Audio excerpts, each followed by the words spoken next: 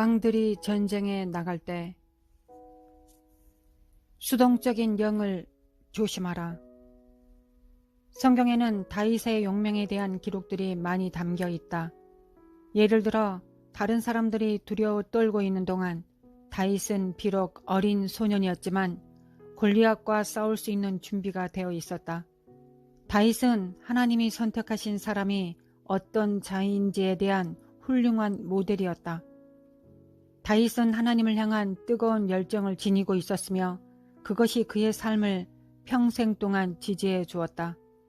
그러나 다윗은 또한 우리가 수동적인 영에 굴복할 때 심지어 선하고 위대한 사람들에게도 어떤 일이 일어날 수 있는지에 대한 좋은 신뢰를 보여준다. 다윗이 그의 적들을 쫓아 전쟁에 나가지 않았던 때가 있었는데 그것으로 인해 여러 비극적인 사건들이 발생하였다. 이러한 일들이 발생한 것은 그의 의지가 수동적인 영에 의해 정복되었기 때문이다. 그 해가 돌아와 왕들이 출전할 때가 되매 다윗이 요압과 그에게 있는 그의 부하들과 온 이스라엘 군대를 보내니 그들이 암몬 자손을 멸하고 랍바를 에워쌌고 다윗은 예루살렘에 그대로 있더라. 다윗 왕은 전쟁의 시기에 수동적인 영을 허용했고 그 결과 우리는 위대한 용사이며 왕이었던 다윗이 그에게 다가오는 영적 공격에 무참히 쓰러지는 것을 발견할 수 있다. 저녁 때 다윗이 그의 침상에서 일어나 왕궁 옥상에서 거닐다가 그곳에서 보니 한 여인이 목욕을 하는데 심히 아름다워 보이는지라. 그 여인은 우리아의 아내인 밧세바였다. 그 수동적인 영의 영향을 받아들이는 순간에 다윗의 저항력은 급격히 떨어졌다. 양심이 마비되었다. 성경은 다윗이 저녁 때 그의 침상에서 일어났다고 말한다. 아마 오후에 쉼을 갖는 것이 그 시대의 통상적인 일이었는지도 모른다. 하지만 부하들이 싸우고 있는 동안에 낮잠을 잔다는 것은 다윗에게 어울리지 않는 것이었다. 아마도 이 낮잠은 몸이 피곤한 결과로 인한 것이 아니라 그의 내면에 침투해 있는 무기력함 상태 때문이었을 것이다. 그는 저녁까지 침상에 누워 있었다. 다윗 위에 머물고 있는 이러한 무기력함은 그것과 동시에 발생한 영적 공격의 일부분이었다. 그 전투의 또 다른 부분은 밧세바로 하여금 다윗이 그녀를 볼 수 있는 장소에서 목욕을 하도록 자극하는 은밀한 내적 충동이었다.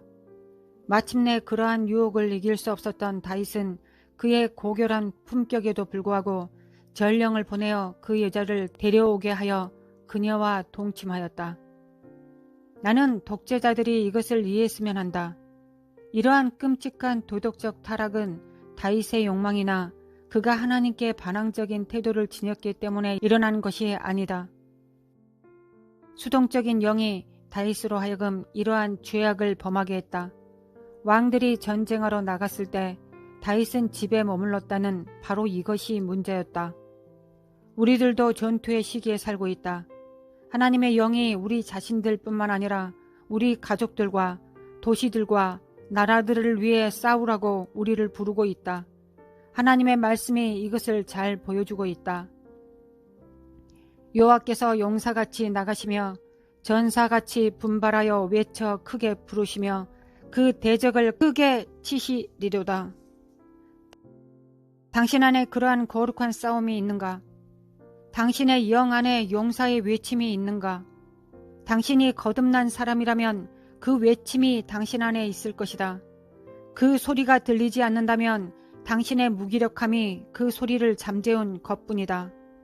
우리 영 안에 하나님의 용사 같은 외침이 없다면 정복자로서의 삶을 살아갈 수 없을 것이다.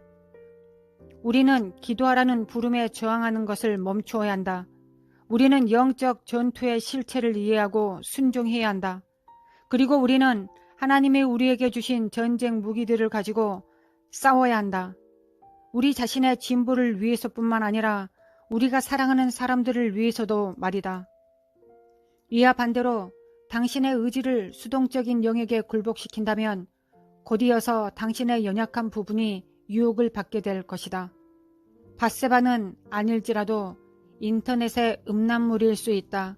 혹은 당신이 당신의 배우자와 싸우고 있는 동안에 당신의 직장 동료가 매력적으로 보이기 시작할 수도 있다. 당신이 어느 부분에서 약점을 지니고 있든지 사탄이 그 영역을 무너뜨리려 애쓸 것이다. 여기에서 또 한 가지 명심해야 할 것이 있다. 사탄의 공격이 눈에 띄게 그리고 대담하게 다가오지 않을 것이라는 사실이다. 그는 먼저 수동적인 영을 통해 당신을 무장 해제시키려 할 것이다. 이러한 사탄의 공격에 넘어가면 당신은 당신과 당신이 사랑하는 자들을 망연자실케 할 유혹에 빠지게 될 것이다. 어떤 사람은 이렇게 주장할지도 모른다. 나는 하나님과 동행하고 있습니다. 나는 주님의 종입니다. 나는 시험에 넘어가지 않을 것입니다. 이렇게 확신할지라도 주님이 두아디라 교회에 경고하신 내용을 기억하라. 그러나 내게 책망할 일이 있노라. 자칭 선지자라 하는 여자 이사벨을 내가 용납함이니 그가 내 종들을 가르쳐 꾀어 횡엄하게 하고 우상의 재물을 먹게 하는도다. 예수님은 이 세상을 타락시키는 이세벨의 영향력에 대해 우려하고 계실 뿐 아니라 또한 교회의 지도자들이 그것을 용납하고 있다는 것을 우려하고 계신다.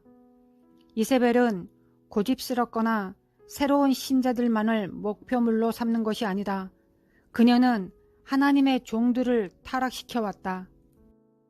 잠언에서 솔로몬이 이러한 영을 드러내 주었다. 그는 이세벨이라는 이름을 가진 대신에 그녀를 어리석은 여인으로 묘사한다. 그는 그녀가 자기 길로 바로 가는 행인들을 불러서 이리로 돌이키라고 말한다고 기록했다.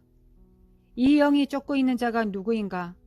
길을 바로 가고 있는 자들, 혹은 자기의 길을 곧게 하고 있는 자들을 타락시키려 하고 있다. 이러한 일이 당신에게 일어날 수 없다고 생각하지 말라.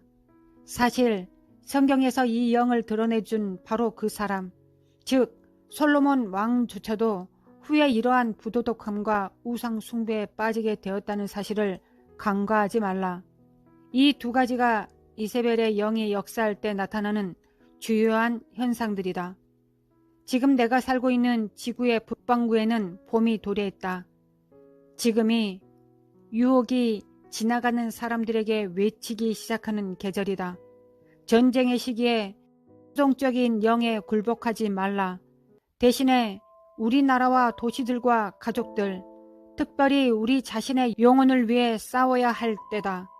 지금이 바로 왕들이 전쟁에 나갈 때임을 기억하라.